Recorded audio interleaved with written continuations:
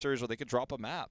Yep, of course, and they were a little sloppy at moments, especially towards the end, where they could actually have go more aggressive and actually pull back at the right moment. Of course, it's hard in game. You get excited and you make mistakes, but they actually did that before. And at the moment today, they don't look as crisp as when they fought against MVP Black. Of course, was a stronger team. But if they just brush that up, I think this game number 3 could be a fast one. Going to Tempest, very likely. Well, here we go. It's going to be Infernal Shrines once more. The map picked this time for Tempest. So, I'm going to try to, just close this one out on a map they're comfortable with, the team fighting map. Keep an eye on the Kerrigan once more, because that's probably going to be the hero they're looking to grab. Not going to be Dami on their team this time. Yep, as he is not there anymore. MVP Miracle is the one that has Onkono and Dami from the old Tempest.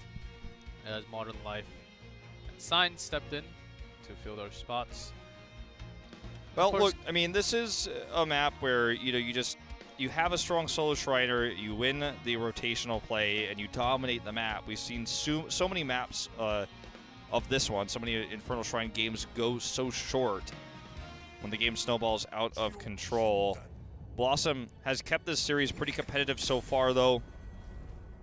Let's see, with their first ban, if they're going to remove the Kerrigan or draft around it, allowing Tempest to have it, perhaps trying to bait it. Oh, this is the story of my Hero League, waiting for players. Okay, there we go. BlossoM with the first ban. Okay, BlossoM has been making not too much of a solid, balanced team comp. They were very aggressive. They were looking for the late game with Nazeebo in game number 1, and game number 2, they had their own. With Alarak, they were going defense, but not the most balanced one, I would say. So maybe this time they can change up. Of course, they're the one that really focus and tries to experiment the off-meta picks. But maybe they can stick with more of a standard pick this time. And with how well they did in some of those fights and some of Tempest's overextensions, perhaps going with just what's normal is the better approach here. Considering that Tychus first ban, I don't know if that's real, but we're going to see the Zarya come down instead. So, I talked about whether they're going to try to deny the Kerrigan or potentially draft around it, but it's because their first pick, they could simply take it here. It's going to be tough to pull off without Tassadar or the Zarya, but we have seen comps make this work with Medivh in the past, and Tyrael. It's going to be Ariel. Modern Life lets out a chuckle. Okay, they want to go around. Instead of picking Vala, they want to grab Ariel first instead. Then Kerrigan is still available, but without Ariel, no crowns on either Kerrigan or Vala. So Tempest really has to go around far back here. Even if they take Vala, which is unlikely now because Ariel was taken away, Zarya Tassadar is gone. So not much protection on Vala is available for them.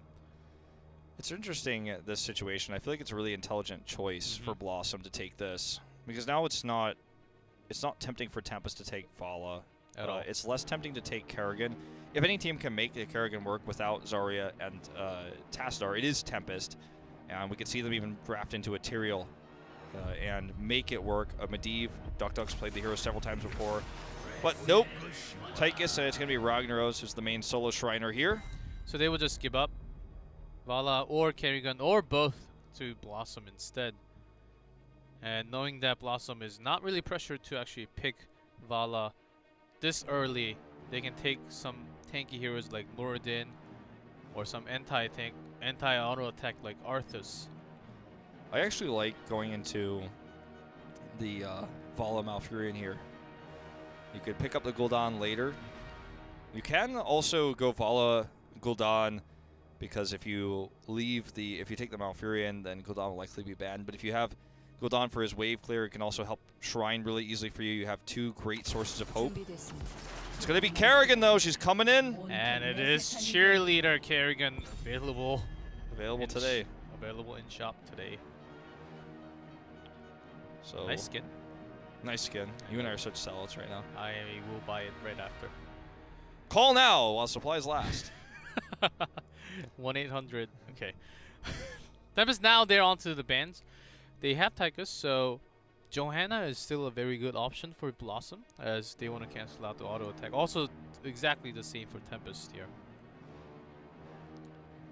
Trying to think if it's really warranted to ban a Tyrael here for Tempest.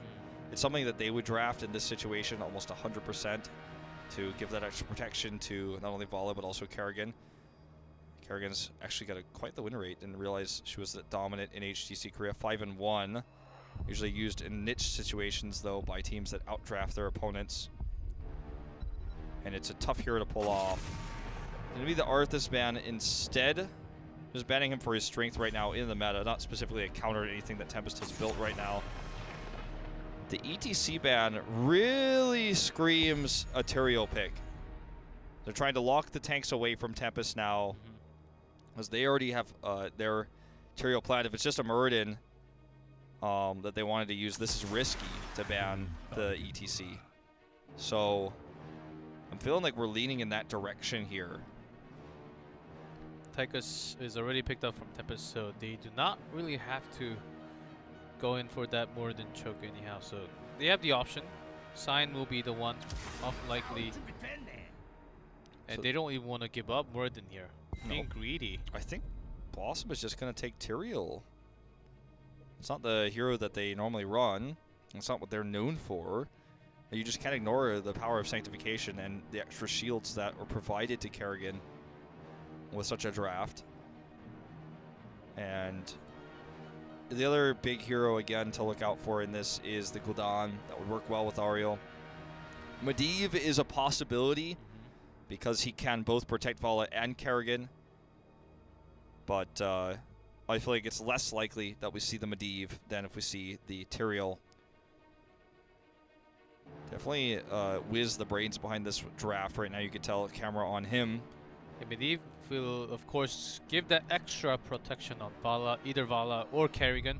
But before, BlossoM had that double carry Vala and Nazeebo, and Tempest has been the one focusing targets so well. There's the Tyrael, but it's a Nubarak. We're full China now, as it's going into Tempest on the other side.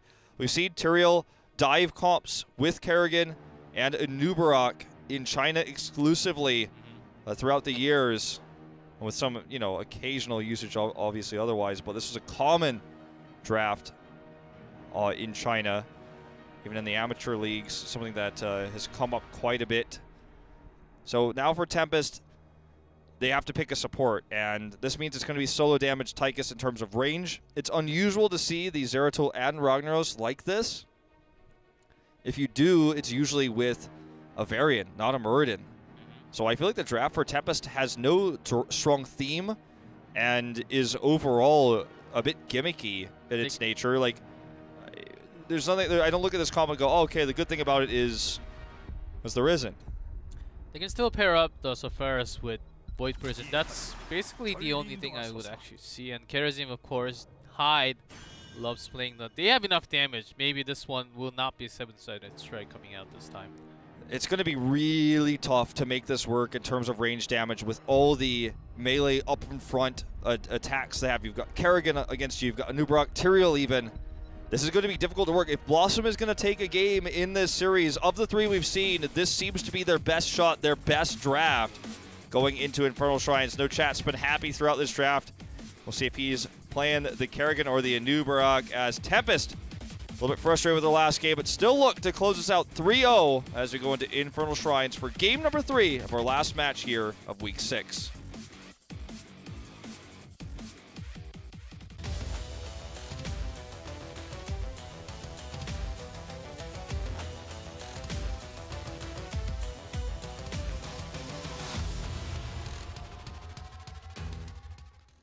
In blue, it is BlossoM with their best draft yet. That draft is Scarlet on Ariel, Dudu on Vala, Wiz on Kerrigan, Judy on the Nubarak, and actually it's going to be no chat on the Tyrael. And in red, Tempest, Hyde on Karazim, Duck on Tychus, Lockdown on Ragnaros, Sign on Muradin, and Modern Life on Zeratul. This will be both the first career game for Judy on Anubrak, as well as No Chat's first career game on Tyrael. So they're going to hope this swap works out. It's a big ask to have no competitive experience on this. Oh boy, No Chat taking a ton of damage. His trait going to expire to secure the kill here onto Duck. Looks like it was not even needed there. At the end, it was a 1-1 trade, but No Chat going in at the end of all Druids just got punished from Sign's hammer there. Judy, insanely aggressive. This comp has so much CC, as you can see. No pun intended. Wiz nearly gets the kill there on to Hyde. And Tempest not giving the proper respect to how much this composition is designed to do in the early game. As we reset here, a slight lead for BlossoM in EXP. Could have been worse for Tempest, though. One more auto would have killed Hyde for sure on any hero. Yep, and both teams actually have pretty decent wave clear.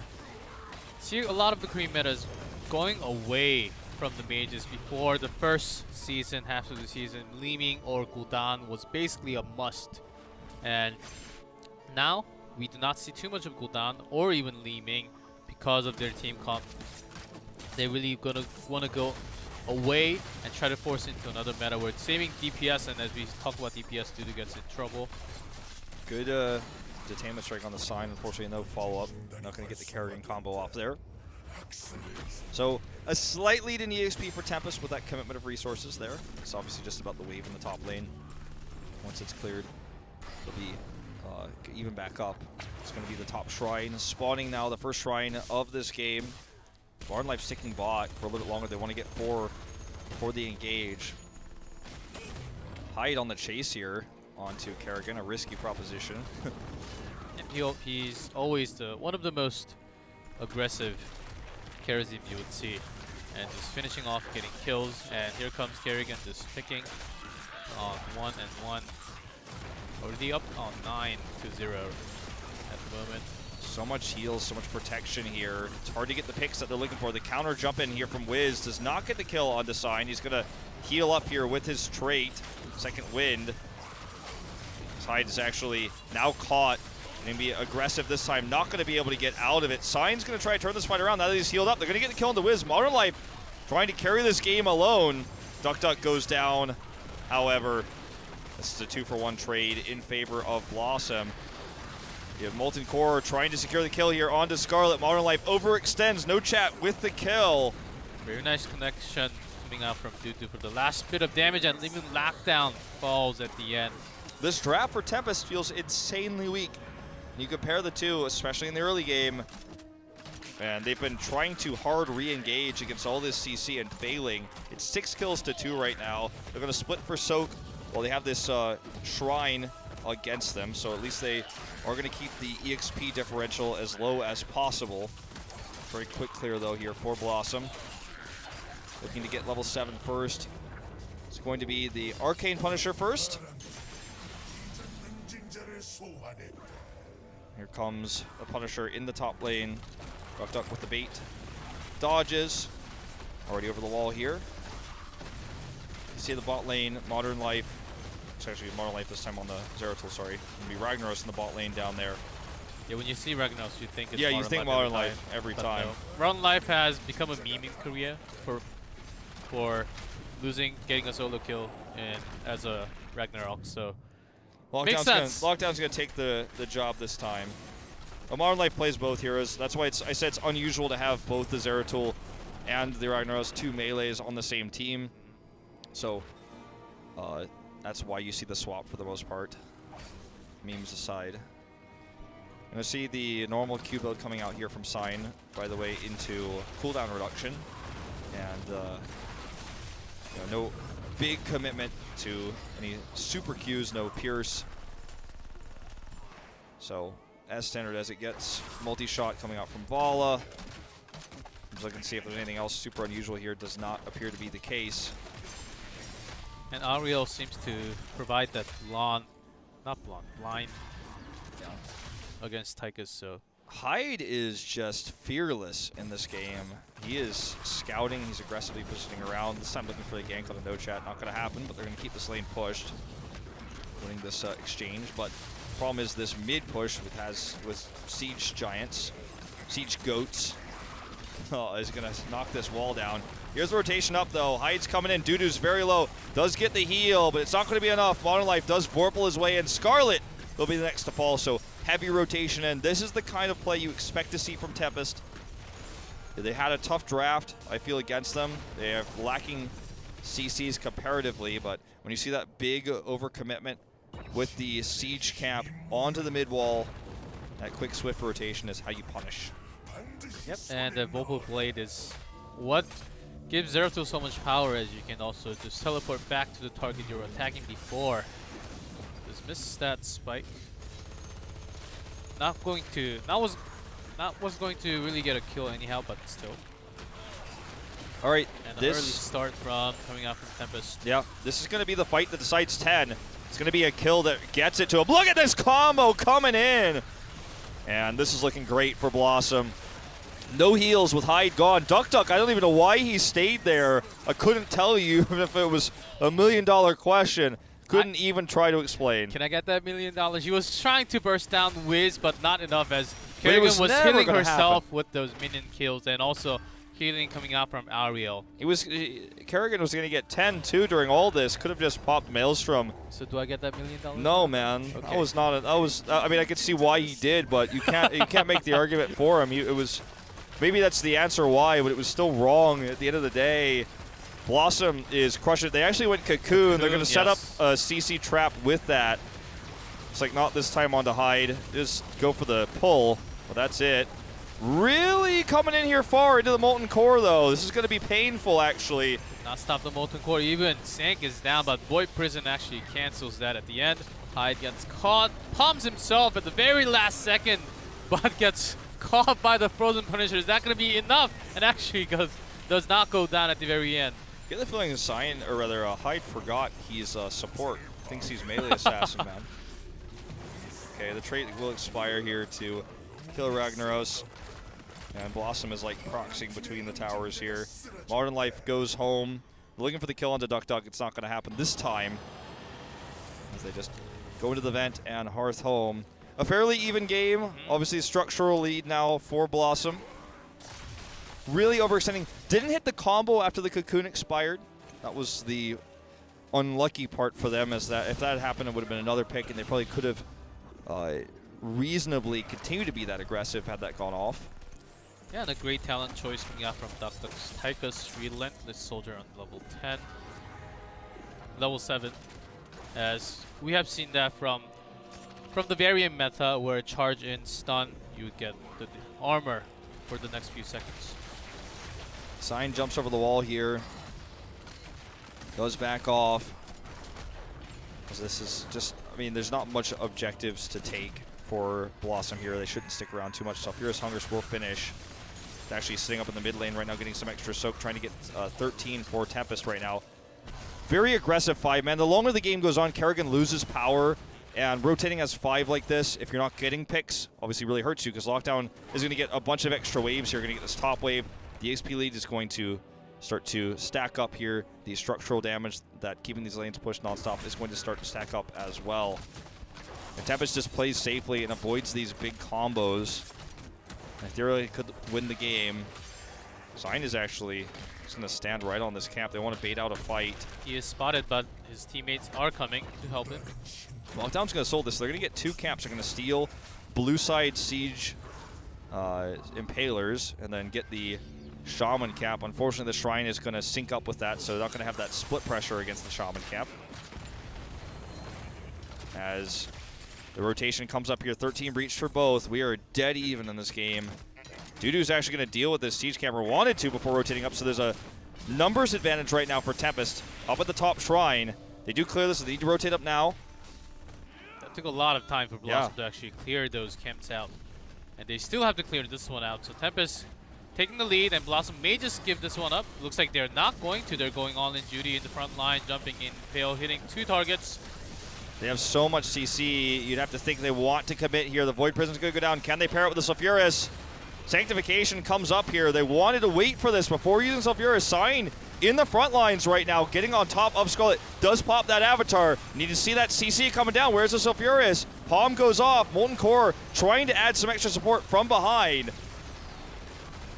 And that's not enough, as Sulfuris did hit Judy before, but that's just on cooldown now.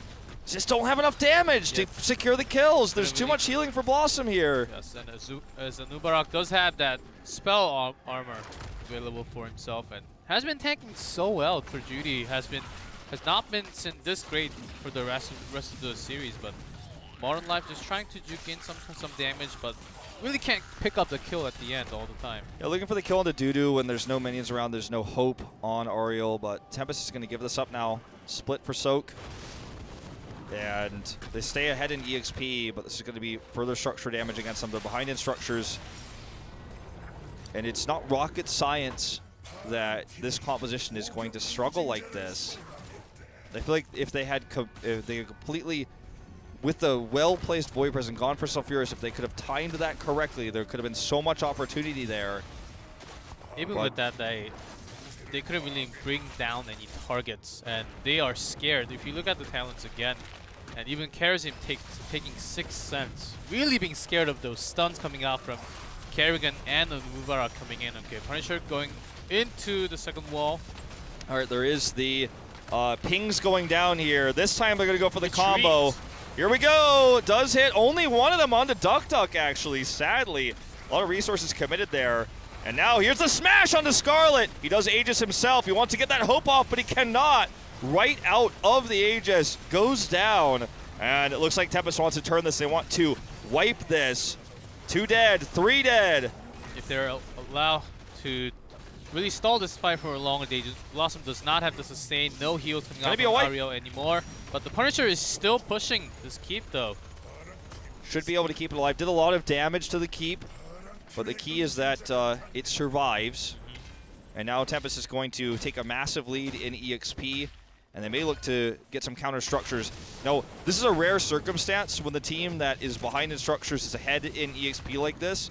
So they're not going to get as much comeback mechanic, quote unquote, from all these forts, but still there's 3 forts available. It's just EXP gaining interest throughout this game. So this is going to even push them further ahead in EXP when they get these late structures to try to get level 20 first. Up 2 levels now.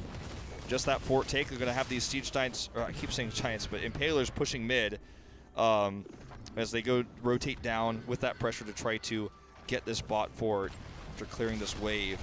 Yep. They're so far ahead in EXP. It looked like BlossoM has been pushing a lot more and winning consistent team fight, but Tempest has been soaking so much and has had the better global control over the camps, especially that delayed BlossoM many times. And in EXP, of course, Tempest was leading, even if they're even after losing few of the team fights. Yeah, if Tempest could somehow, with this composition, they don't have any globals, but if they could somehow avoid these fights consistently and push lanes, that would be one way where they could stop struggling against these amazing combos that we're seeing so far. The last one was the weakest one, and that's why BlossoM got wiped.